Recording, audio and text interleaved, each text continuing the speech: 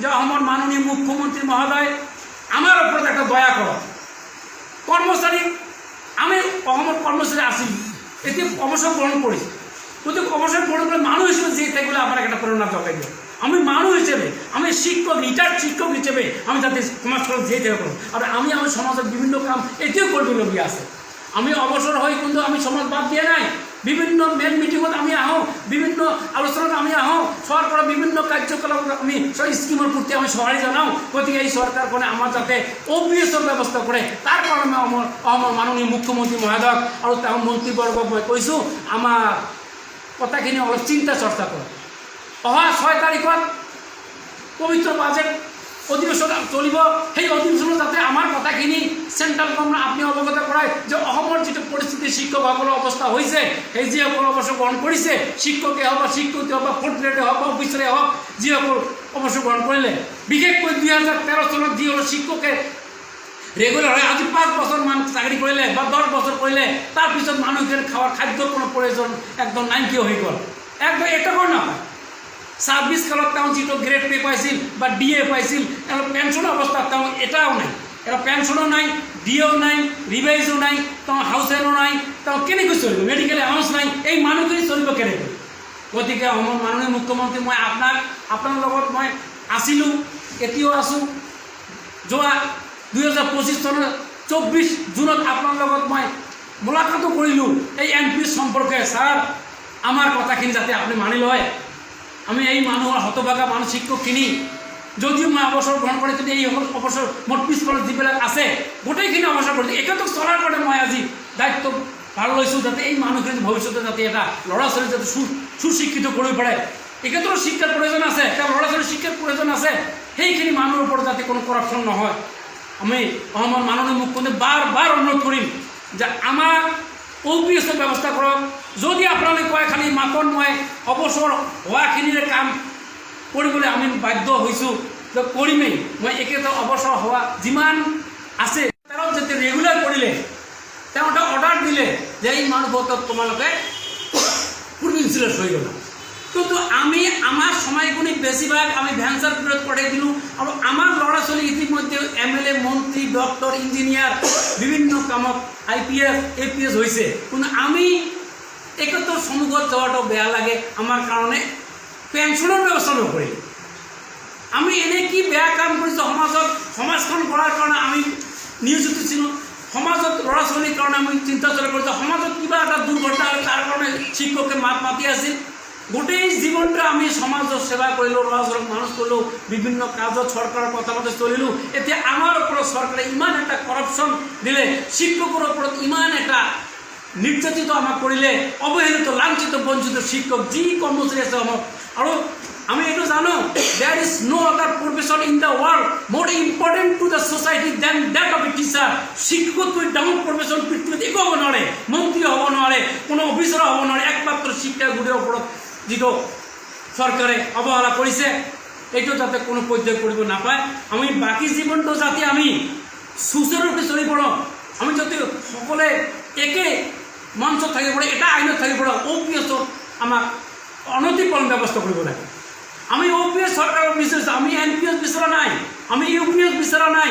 আমি এটাই কথা, আমি চাকৰি কৰিছোঁ, অৱসৰ কৰিছোঁ, চৰকাৰৰ ৰুল মতে আমি 5 বছৰে কৰোঁ বা 10 বছৰে কৰোঁ, আমাৰ নিয়ম OPS-টো লাগে।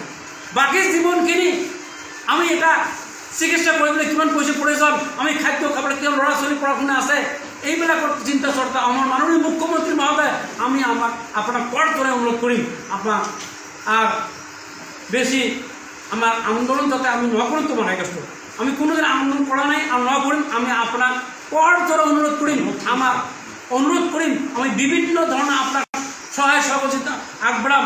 আমি সরকারক ওয়েলকাম জানাম, ভবিষ্যতের জীবন যাতে আপনার ভালো হয়। গতিকে আমার ভবিষ্যৎ জীবন যদি ঠিক থাকে তার কারণে মই OPS-ৰ ব্যৱস্থা বিচাৰিছোঁ। আমাৰ যিমানখিনি অসমত প্ৰায় 10-11 হাজাৰ কৰ্মচাৰী ইতিমধ্যে অৱসৰ গ্ৰহণ কৰিলে NPS-ৰ থকা, সেইসকলৰ ব্যৱস্থা কৰক। আমি অসমৰ মাননীয় মুখ্যমন্ত্ৰীক আৰু ওয়েলকাম জানাম যাতে এই ভবিষ্যত যাতে কোনো ধৰণৰ অসুবিধা নাথাকে। কেন্দ্ৰীয় চৰকাৰৰ লগত অনতিপলমে আলোচনা কৰি অসমৰ মুখ্যমন্ত্ৰী আৰু কেন্দ্ৰীয় চৰকাৰৰ লগত বহি আমাৰ যিটো সমস্যা, অসমৰ গোটেই অসমৰ সমস্যা যে OPS লাগু কৰিব লাগে, NPS নহয়, UPS নহয় আৰু UPS যদি আপোনালোকে কৰিছে 12,000 টকা পাব, কিন্তু তেওঁৰ যিটো জমা পইচা থাকিব এইটো নাইকিয়া হৈ যাব। গতিকে একেতে ৰিটায়াৰ হোৱাৰ পিছত যদি কিবা এটা এমাউণ্ট পালে হয়, আপোনালোকে কৈছিল যে এদিন চাকৰি কৰি এমাহ চাকৰি কৰিলে আমি 10 লাখ টকা আমি কি দিম, গ্ৰেচুইটি দিম। সেই ক্ষেত্ৰত হয়, আপোনাৰ পৰিচয় দিব আর আজির প্রেস মিট দিয়ার উদ্দেশ্যটা কি আছে? নমস্কার, আমার নাম মতিউর প্রধান,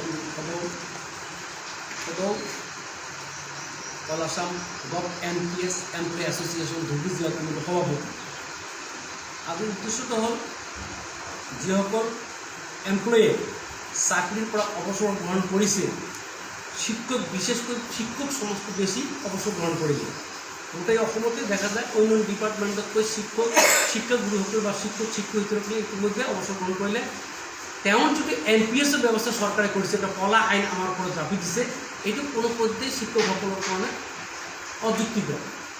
কিয়নো এটা দেশত এটা আইন হ'ব লাগে, ওৱান নেশ্যন ওৱান পেঞ্চন, যি ক্ষেত্ৰত কিছুমানে OPS পাব, কিছুমানে NPS পাব। এই কথাটো আমি মানি লোৱাত খুব অসুবিধা হৈছে। কাৰণ এজন মানুহ দৈনন্দিন যেটা খরচ, এই খরচের তালিকায় চলে এজন মানুষ কমেও 20,000 টাকা নহলেও তেমন চলিব নোৱাৰে সাধাৰণ মানুষ হিসেবে। এজন অবসৰ কৰা শিক্ষক যদি OPSৰ আওতালৈ নিয়া হয়, কিন্তু এই চিন্তাধাৰাটা কমি যায়। কাৰণ OPSটো ওল্ড পেনশন সিস্টেম আগৰ পৰা চলি আছিল, আৰু হঠাৎ 2005-ৰ পৰা অসম চৰকাৰে এটা লাগু কৰিলে যে NPSৰ ব্যৱস্থা কৰে, যিটো NPS হ'ল নো পেনশন সিস্টেম। আৰু তাৰ পথে কি কৰিলে, কিছুদিন পিছতে কি কৰিলে UPS ব্যৱস্থা কৰিলে। এইটোও তো আননেচেসারি পেনশন সিস্টেম, মানে ইউনিফাইড যেটো কথা কৈছে এটা নহয়, আননেচেসারি পেনশন সিস্টেম। আমি বিচাৰিছোঁ OPS। অসমৰ বিভিন্ন MLA মন্ত্রী এক্ষেত্রে কি করে 5 বছর কারণে নির্বাচন হয়, এক্ষেত্রে যদি পেনশন 1 লাখ 1.5 লাখ 80,000 90,000 তুই পায়, এজন শিক্ষকতা করি তেমন গোটেই জীবনটো মানৱ সম্পদ গঢ়াৰ কাৰণে গোটেই জীৱনটো ব্যয় কৰিলে।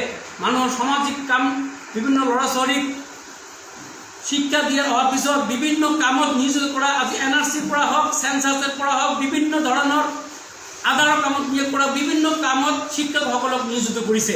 এই শিক্ষকসকলক কৰ্মচাৰী আমাৰ সমাজখিনি চৰকাৰৰ কথা মতে আমি চলি আছোঁ। কিন্তু আমি কৈছোঁ অসম চৰকাৰক, অসমৰ মাননীয় মুখ্যমন্ত্ৰী দ্বিতীয়বাৰৰ পৰা ডক্টৰ হিমন্ত বিশ্ব শৰ্মা দেবে মুখ্যমন্ত্ৰী, তাৰপৰে আমি ওয়েলকাম জানাইছোঁ।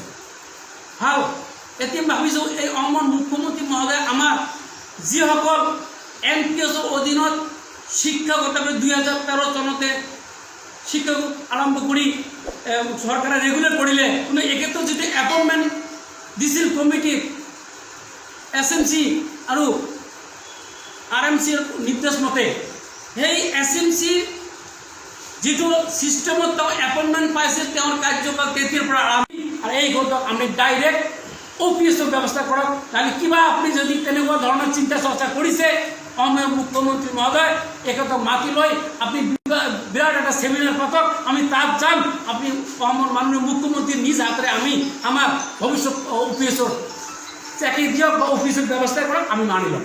গতিকে অসমৰ মুখ্যমন্ত্ৰী মহোদয়ক মই বাৰ বাৰ আপোনাৰ অনুৰোধ কৰিছোঁ, সেইসকল শিক্ষাগুৰু, সেইসকল আমাৰ শিক্ষয়িত্ৰী, বিভিন্ন মানুহ এতিয়াও ঘৰৰ পৰা আহিবই পৰা নাই, বিভিন্ন পেৰালাইচিছ হৈ আছে, বিভিন্ন কৰ্মসংস্থানৰ পৰা বিৰত হৈছে, ল'ৰা ছোৱালী ভৰ পোষণ দিব পৰা নাই, খুব চিন্তা কৰিছে, নিজৰ ল'ৰা ছোৱালীৰ কথা শুনিব হৈছে, নিজৰ ৱাইফৰ এখেতৰ কথা শুনিব লগা হৈছে। গতিকে একেধৰণৰ অৱস্থাৰ ওপৰত একবাৰ লক্ষ্য কৰিছে আমাৰ মাননীয় মুখ্যমন্ত্ৰী মহোদয়।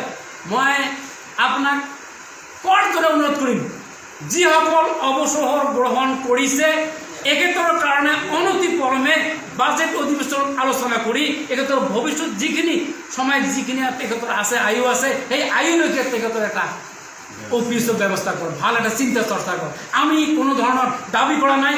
আপুনি যি সময়ত আমাক কাম কৰিবলৈ কৈছে আমি সাজু আছিলোঁ, যিটো অৰ্ডাৰ কৰিছে আমি সাজু আছিলোঁ, আমি স্কুলৰ যিটো কাম কৰিবলৈ কৈছে সেই গোটেইখিনিতে আমি চৰকাৰক সহায় কৰিছোঁ। কাৰণ আমাৰ এটা কাম OPSটো ছাৰ আমাক অনুৰোধ কৰিছোঁ, ছাৰ আমাক OPSৰ ব্যৱস্থা কৰিব লাগে। আমি এইটো লগত নহয়, আমি অনুৰোধ কৰিছোঁ, আমি প্ৰাৰ্থনা কৰিছোঁ আমাৰ মাননীয় মুখ্যমন্ত্ৰী, আমাৰ ভাৰতৰ প্ৰধানমন্ত্ৰী মহোদয়লৈকে আমি এটা স্মাৰক পত্ৰ প্ৰদান কৰিম, জিলা উপায়ুক্ত মহোদয় পৰিধৰি কৰিছিলোঁ যাতে আমাৰ অৱসৰ গ্ৰহণ কৰা শিক্ষক শিক্ষয়িত্ৰী আৰু বিভিন্ন বিষয়া কৰ্মচাৰীসকলৰ ভৱিষ্যতৰ ওপৰত চিন্তা কৰি পেঞ্চনৰ ব্যৱস্থা কৰক।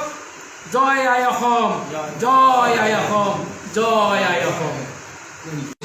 কৃত হৈছে এওঁলোকে ৰিটায়াৰ অৱসৰ হোৱাৰ পিছত বহুত কষ্ট কৰি টকা পইচাৰ অভাৱত বহুতে আহিব পৰা নাই। ইহঁতে আজি আমাৰ মিটিংখনত আমি সকলোৱে উপস্থিত হৈছোঁ। আমাৰ এটাই দুখ যে এজন শিক্ষক, আমি এনেকুৱা শিক্ষক নহয়, মোৰ ছাত্ৰ ছাত্ৰী আজি অল ছাবজেক্টত first division, matric first division, all subject letter, higher secondary all subject letter. মোৰ ছাত্ৰ আজি ইঞ্জিনিয়াৰ হৈছে, মোৰ ছাত্ৰ আজি ডাঙৰ ডাঙৰ চাকৰি কৰি আছে। আমি কি অপৰাধ কৰিছোঁ? মাননীয় মুখ্যমন্ত্ৰী মহোদয় এইখিনি কি আমাৰ কথা অলপো চিন্তা নকৰিলে? এওঁলোকে যদি 5 বছৰ ৰাইজৰ সেৱা কৰি যদি তেওঁলোকে লাখ লাখ টকা পেঞ্চন পায়, আমি এই গোটেই জীৱনটো শিক্ষকৰ কামত মানে নিয়োজিত কৰি আমি ল'ৰা ছোৱালীক মানুহ কৰি আজি আমাৰ এনেকুৱা অৱস্থা হৈছে। এজন মানুহে, এখন বৃদ্ধ মানুহে এজন 3000 টাকা পেঞ্চন পায়, আমি 500 টাকা 700 টাকা, এইখিনিতে আমাৰ কি হয়? আপুনি অলপ কি চিন্তা নকৰে? মই মাননীয় মুখ্যমন্ত্ৰী মহোদয়ক কলজনে অনুৰোধ কৰিছোঁ, আমি আপোনাক খুব ভাল পাওঁ, আপুনি সকলোৱে আপোনাক মামা বুলি সম্বোধন কৰে, আমি আপোনাক যথেষ্ট সন্মান কৰোঁ। কিন্তু আপনি এবাৰ চিন্তা কৰক, এই দুৰ্ভগীয়া 2013 চনৰ যিবিলাক প্ৰাতিষ্ঠিত শিক্ষক, এওঁলোকে যে ৰিটায়াৰ্ড হোৱাৰ পিছত তেওঁলোকে যি দুৰ্দশা আহিছে, আপুনি তাৰ পৰা একো গম পোৱা নাই। আপুনি মানুহ পঠাই দিয়ক, মানুহ পঠাই দি ফিল্ডত তেওঁলোকক ভিজিট কৰক, যে তেওঁলোকে কি অৱস্থাত আছে, কেনেকৈ পৰিয়াল পৰিচালনা কৰিছে, তেওঁলোকে কিমান